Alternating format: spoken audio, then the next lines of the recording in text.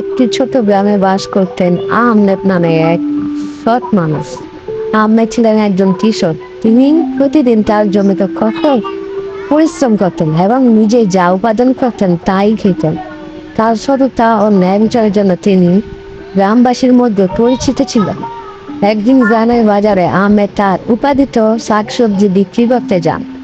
হঠাৎ তিনি দেখেন একজন বয়স্ক মহিলা তার পকেট থেকে টাকা বের করতে গিয়ে অসাধারণত বেশ কিছু টাকা ফেলে দেয়।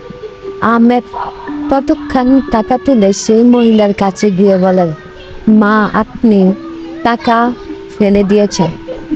মহিলা অবাক হয়ে তাকিয়ে দেখেন আহমেদ তার টাকা ফিরিয়ে দিয়েছেন।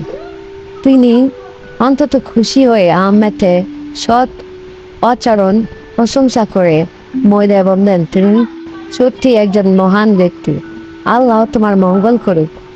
এরপর থেকে গ্রামের সবাই আহমেদের সততা ও উদারতার কথা জানত। তার উদারতা দেখে অনেকেই সৎ হতে শিখল এবং গ্রামে একটি সুন্দর পরিবেশ সৃষ্টি হয়েছিল। আহমেদ সততা ও ন্যায় পরায়ণতা গ্রামের মানুষ হৃদয়ে চাপ রেখে গিয়েছিল। এই গল্পটি শিক্ষা হলো সততা ও সবসময় ভালো ফলাফল।